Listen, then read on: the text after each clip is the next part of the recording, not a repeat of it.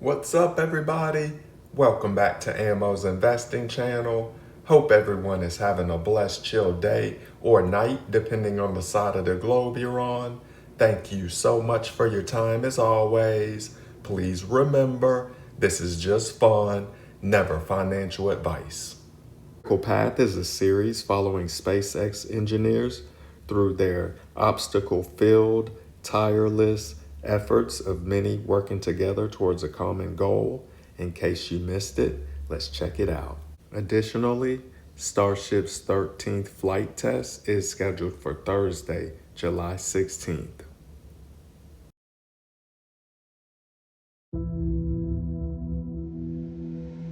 When you're dealing with something as complex as building a rocket or as building a launch pad, being extremely mindful of the critical path is important.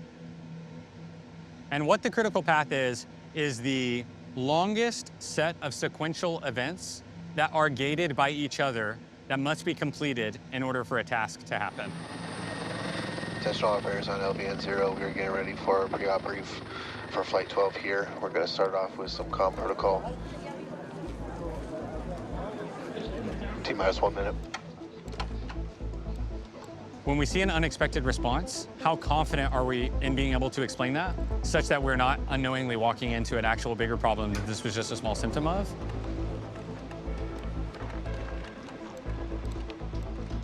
Holding at T-minus 40 seconds.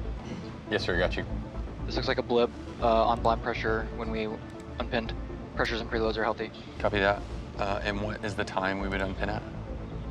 Okay, copy, agree. We should attempt again. On LVN0, ship QDZ actuator blind outside QD vent pressure range. On anomaly 0, tower curry, I think I'm going to recommend actually stand by. It's drifting back into range. Is it going to fire again, tower mech? Possibly. It seems like it's part of the dynamics when Copy. There's a pinner that keeps QD on from the whole QD on and it swings back. There's a pin that locks into place. The hydraulic actuator is not pulling it up. It seems to be. And Elon is actually really, really good at quickly absorbing information, understanding the stakes, understanding the consequences, understanding if today's our day or not. Yeah, it's hard to tell. This is all fogged up from cryo, but it's essentially right there. Tower Styre, are you on anomaly 0? Yes, sir, got you.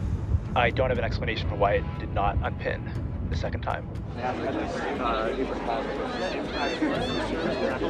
I personally have never felt any pressure from Elon of like, it doesn't matter, hell or high water, we're flying this rocket. Like, absolutely not. That's not his style. And like I said, critical path to Mars is not blowing up rockets. Guys, I recommend we release hold and give it one more chance to unlatch with where we're at. Ship PDXYs are not going to close down damped, but I believe that's okay. Okay, we have just enough time on the vehicle to attempt one more time, so I recommend we clear the hold, let it try to unlatch it at the 100 bar we're at. We're still stuck in dampening though. Understood, we'd be reattempting with the same hydraulic pressure. Cool, this will be our last attempt and then we're done on the rockets.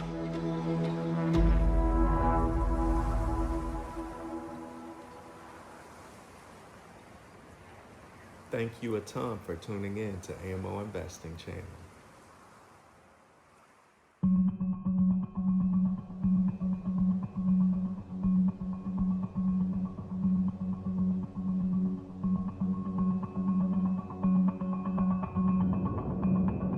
When we're only a week out from flight, my main focus is getting into flight.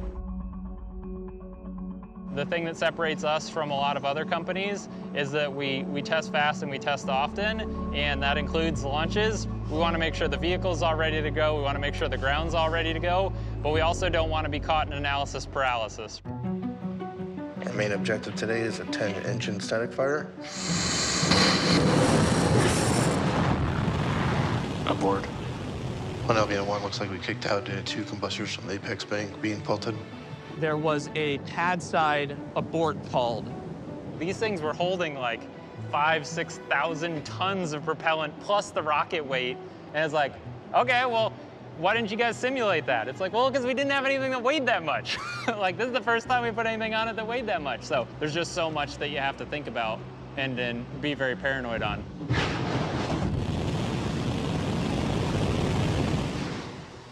We kicked out early. All teams triage alerts, prepare for offload. We actually had another pad abort on the diverter. Basically, right during engine firing, it was so much noise and vibration that it actually shook the sensors that are located out in this area enough that they aborted us out of the test. We went back, obviously, afterwards and looked at all the data and tried to come up with smarter ways to basically still protect the integrity of the diverter throughout the operation while changing our parameters so that we were making sure that we would not abort again. A flame diverter is like a super simple concept that is like not at all complicated in operation and is just absolutely murderous in the details. These are extremely sophisticated thermal load sensing devices. If they turn into melted metal slag, then you know that you got too much heat. If you melt this, you're hotter than aluminum melts. If you melt this, you're hotter than zinc melts. If you melt this, you're hotter than copper melts. If you melt this, you're hotter than Sharpie melts. So we're sub-Sharpie. We have all of this mass flow, all of this energy that is just absolutely trying to obliterate our pad. We want to give it a thing to obliterate to keep from obliterating the things that we care about. And the thing we give it is water.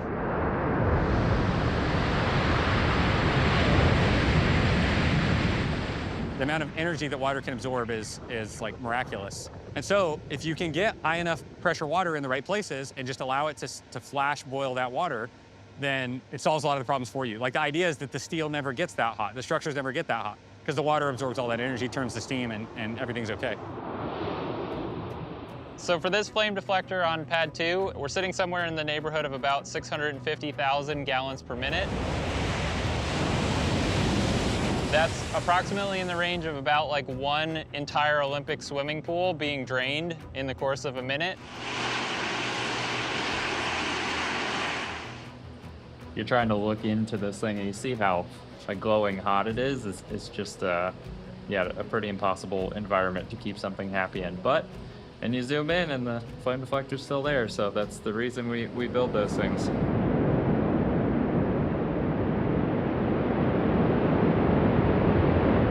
Putting the rocket into human terms is something really tough. 65,000 pounds per second of propellant that is coming out of the engines.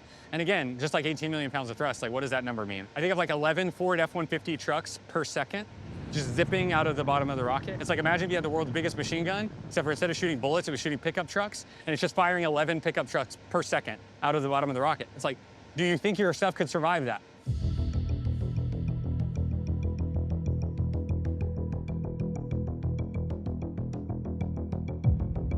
For the last, week or two, it's mostly just been running on stress and caffeine because we had so many things that we were trying to incorporate, and there's just a lot riding on this test. The previous test that we did not achieve enough duration such that we had the engineering data that we needed to be confident moving into flight. If not able to get this test off successfully today, then we're pushing launch day for day, which is an extremely big drag on the entire program and all the engineering teams involved. So there's always pressure going into an op, but this one is particularly high.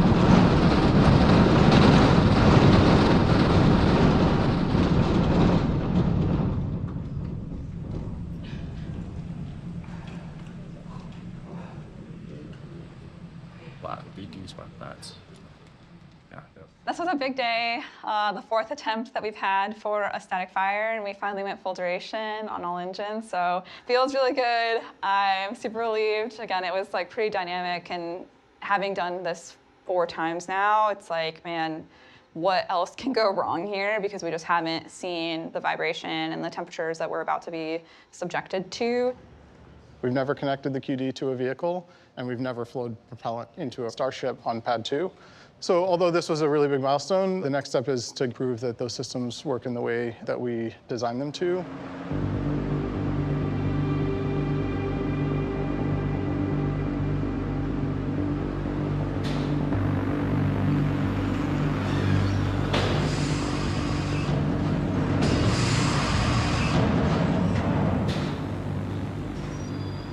We designed this pad to be able to support a launch every 60 minutes indefinitely. The thing about Pad 1 is it was designed to be very quick to build, it was designed to be very cheap, and it was designed to give good access to the aft end of the booster.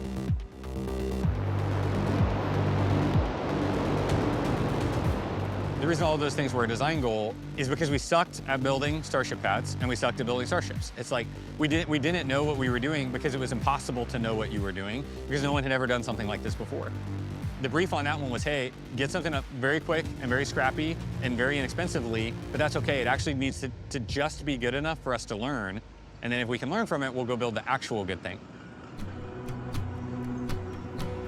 I mean, the integration mechanism is the pad. The catch mechanism is the pad. All of this stuff is like integral to how the pad operates. And so the reason we call it stage 0 is literally it is the first stage of the launch process. And if it is not working, we cannot go launch. And so that certainly like raises the stakes and raises the priority and like drama whenever things go wrong on the pad.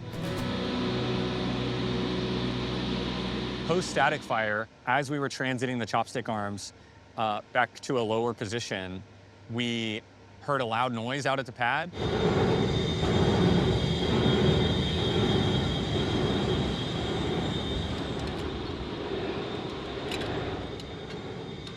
It's vibrating the entire tower.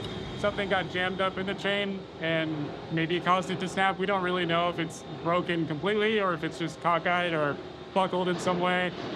God, it sounds terrible. So we are in a mad dash to get that roller diagnosed and replaced as soon as possible.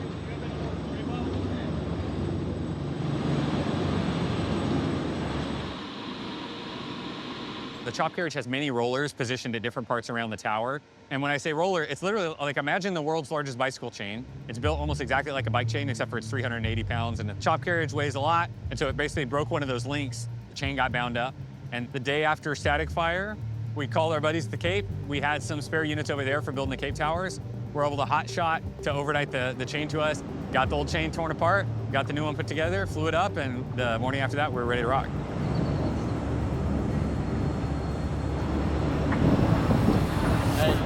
With these ones, make sure we're going up. Arriba. It was on the order of like 30 hours, 36 hours from we found the problem to had it fully back in service.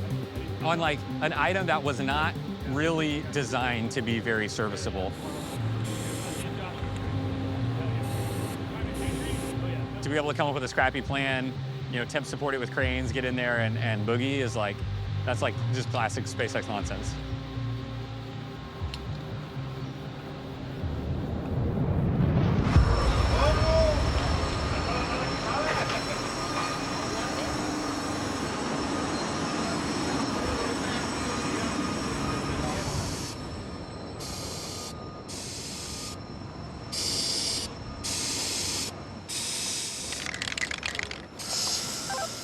Tower courier, you go?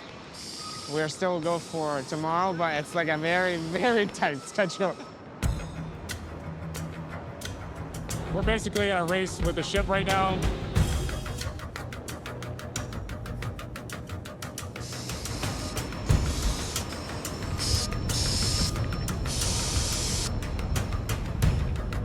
Switching in 3, 2, 1.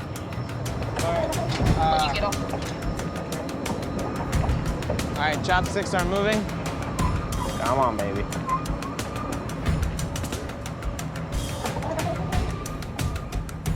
That's crazy. What a day.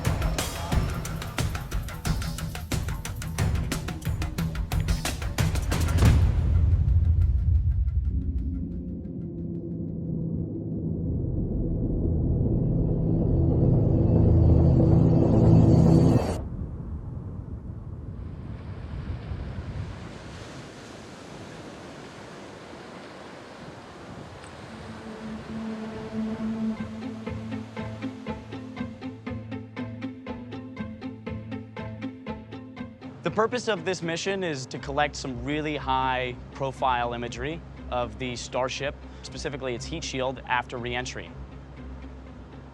This is the most in-depth operation that we've ever conducted. We'll be having the most buoys with the most equipment and way more drones than we have ever had to have offshore.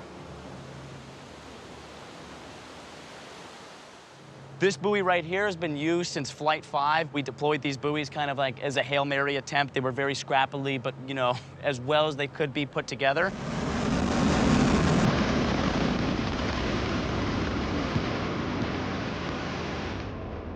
It was almost miraculous, even in the middle of the night, to see all of these buoys pointed directly at Starship as it was landing.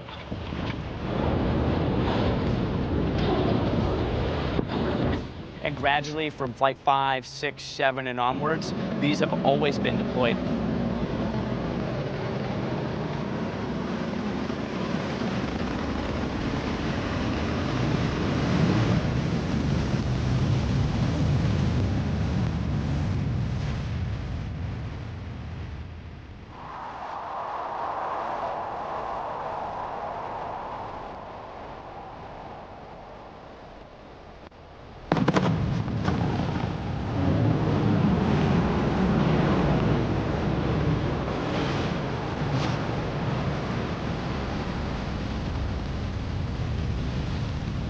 While it does get punctures, we can patch them as needed and kind of give them the Band-Aids that they need in order to keep kicking.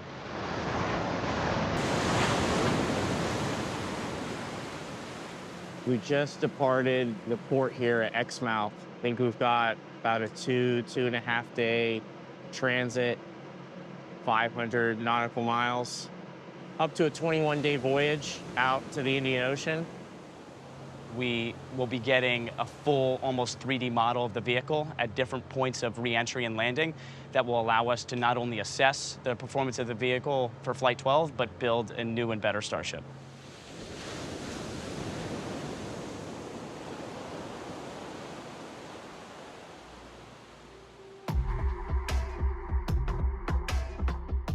It's weird the things you find yourself getting good at in your quests to go to Mars or the moon or fly a bunch of satellites. And something we are really good at as a company is just moving big things. There you go, looking good just like that. Yeah, you hug this left side, you'll be good on your right side off of the building. So we have a whole team of people, the CLT, the critical lift team. Good to roll forward. And their job is just to move, to maintain, to operate equipment and infrastructure to move heavy things all around. V-19 is now entering Highway 4. All of the great people of Starbase watching V-19 roll out to the pad. We wanted to make sure we made it down here for the first version 3. I was here for Flight 9 and 11. I got to see the catch. You don't get to say that every day. Honestly, just seeing V3 take flight, it's been a long wait, and also the flame trench is going to look pretty awesome. Looking good on your left side. Keep on rolling. Rolling, rolling, rolling. Just out here to watch the V-19 roll out with my family, visiting Starbase. It's just cool to see everyone working at SpaceX together to push forward humanity's future. Got a beautiful line like that. We'll keep walking in just like that for a little bit. All clear to front. And so they move our rockets. They are like, I mean, absolute pros at just give them a random, ginormous shape and say, this needs to get from here to there, and they'll go do it.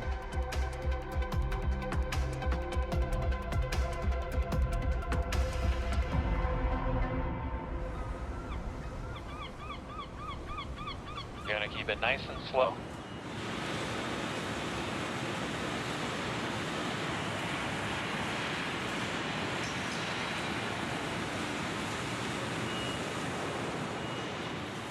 So right now we're in Star Factory and we're doing the final preparations to load the imaging satellites into our satellite speed loader. This is the last step that's going to happen before we send the satellites over to Mega Bay 2, where they're going to be loaded into ship and prepared for flight.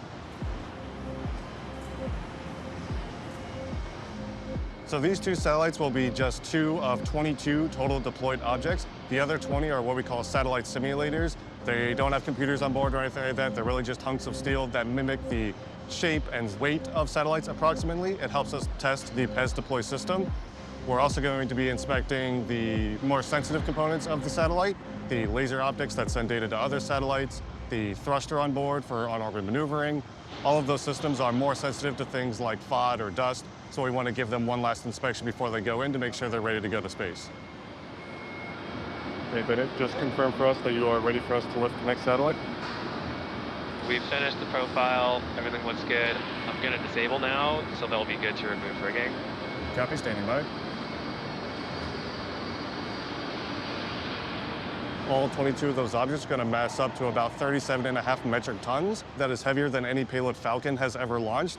I believe this is the heaviest payload SpaceX will have launched ever, so we want to learn as much as possible about the PEZ system and how the satellites interact with it. We're on that suborbital trajectory, but it shows the capability that Starship has for future orbital missions coming up.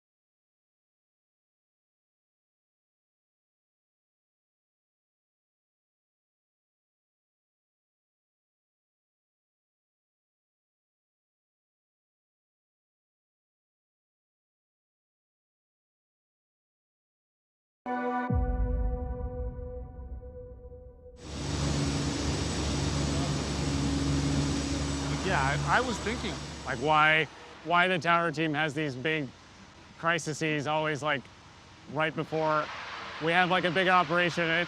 I think it has to just do with the scale of everything. Like, we have these big, complicated mechanisms that, like, need to work right every time we use them.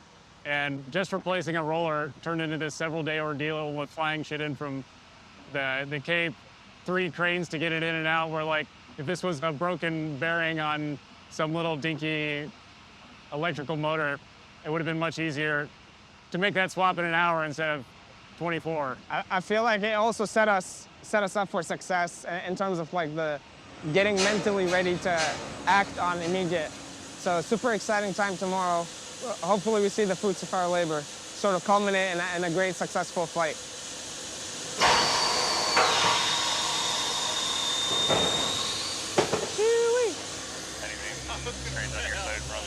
No, it looks good. Let's get into safing so we can extend the platforms first. After this, we'll transition to preload for on-latch, take the HP to intermediate ops, take it for flight, and then we'll do a quick go-no-go poll. I'll give you a countdown and we'll go releasing.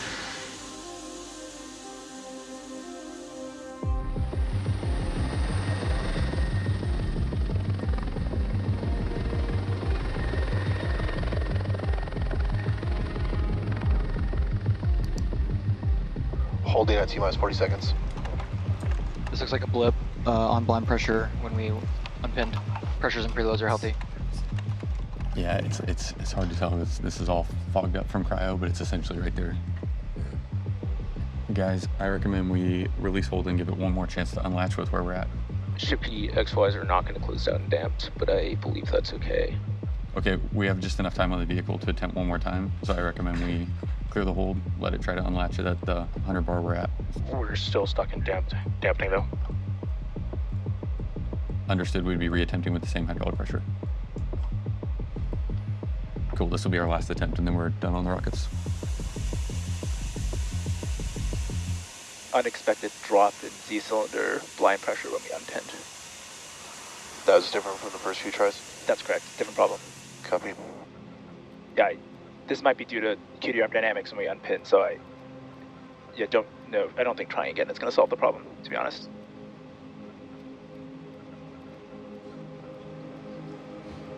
We're done for flight for the day. Flight. Thank you.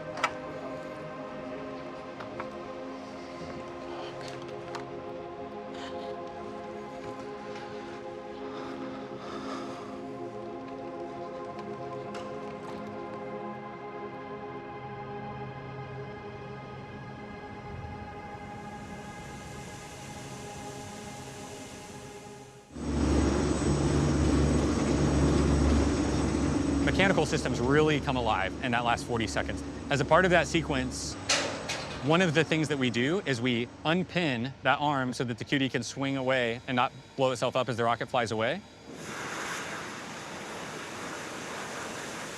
And that part of the arm is pushing hard against the tower while we unlatch to make sure that even if there's excess pressure or anything like that, that the QD stays really tight up against the ship. And the first time that we had unpinned that arm in flight-like conditions was that attempt. So as we retracted that pin, the arm wanted to shove closer into the tower. It caused the end effector to kind of jiggle back and forth very slightly. That jiggle set off some really tight, sensitive bounds that we had on the hydraulic system out there.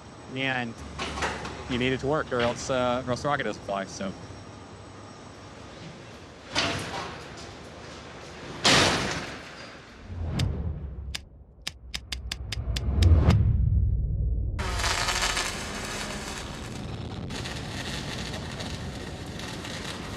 Always be paranoid. Going into this flight attempt, we were worried about a completely different thing, which was the hold for the actual vents on the fill drain. And then those passed, and then we got bit by something completely different. So you gotta be paranoid about everything.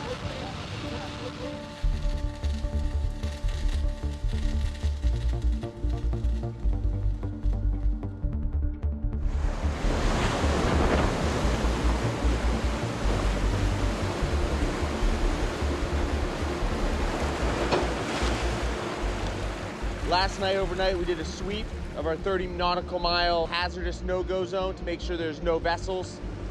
Range is currently clear. Everything's looking good. It's a little rough out. It's 1 o'clock in the morning. Doing final preps on all the buoys, getting all cameras online. This is when it all happens, at 1 o'clock in the morning. This is the most important mission we've done out here. We're putting in the most buoys and the most drones. So if we don't have this data, the people back home have no idea how the heat shield really performed. Sren, you want to give it a final kiss goodbye for good luck? That was a wet kiss. All right, perfect, beautiful. Beautiful. All right. Bye-bye, buoy.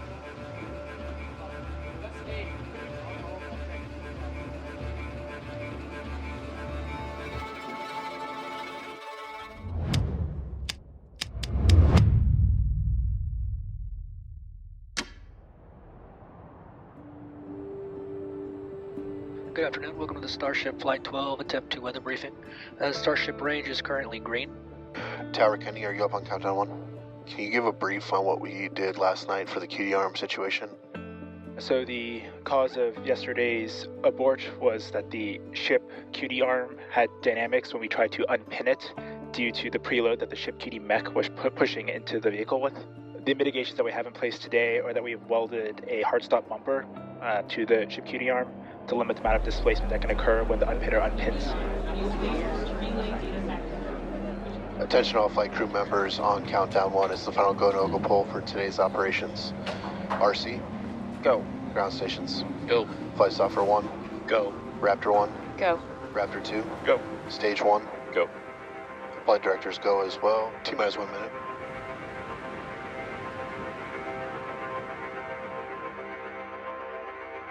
Holding at T-minus 40 seconds. SpaceXers really are at their best in ASAP mode. We do a good job of not being afraid of putting ourselves in a really tight spot. Fill drains are go. Copy. SC1, reset the operator hold. Reset. Clock is rolling.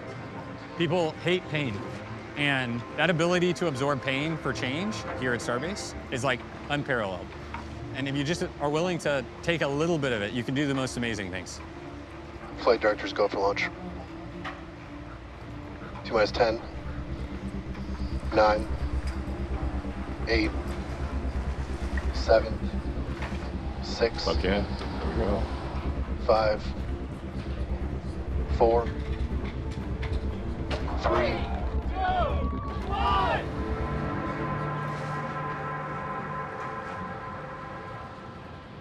Ignition.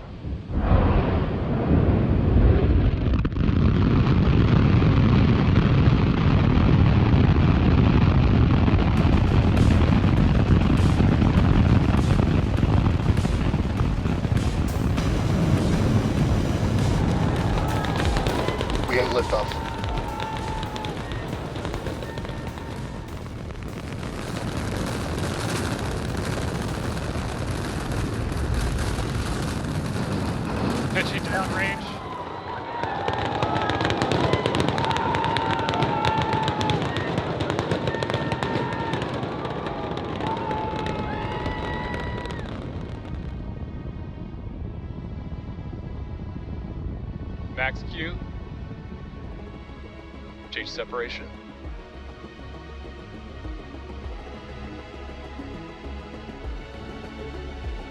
Acknowledging many booster alerts.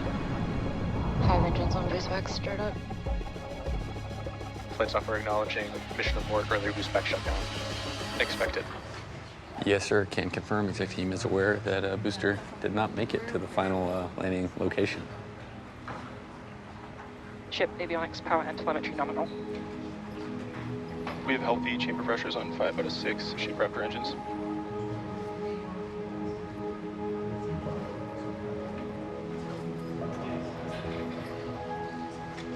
Or deploy sets.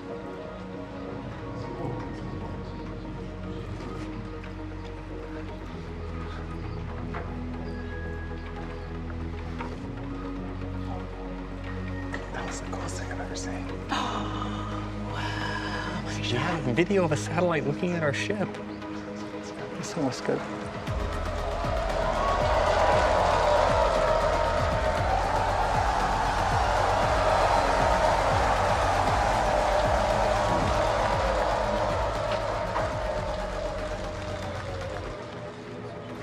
Starship is turning for final approach to landing site.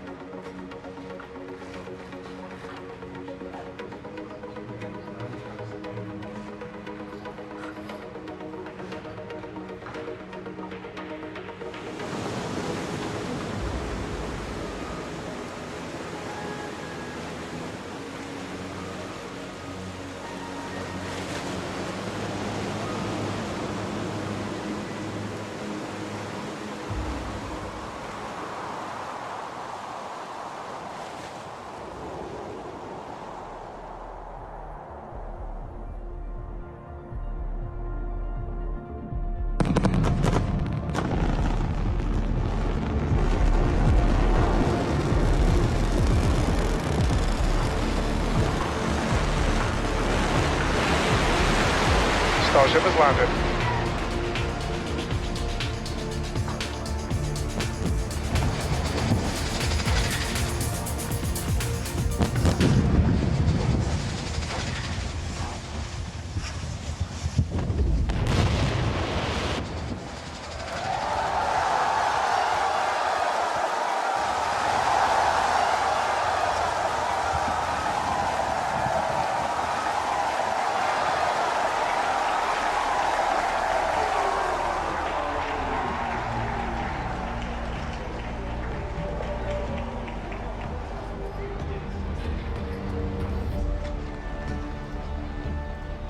This is the hottest things humans have ever done, honestly. It feels like it. Yeah. This might be our crowning achievement. After this, the robots will have to take over. Exactly. Anytime we have these kind of big evolutionary leaps in the program, whether it was the very first Flight 1, whether it was first catch on Flight 5, obviously new major block change with the pad and the ship and the booster all at the same time for V3, there's somewhat of an expectation of like, what might we have missed? But at some point, you just got to say, hey, the most learnings are to go fly.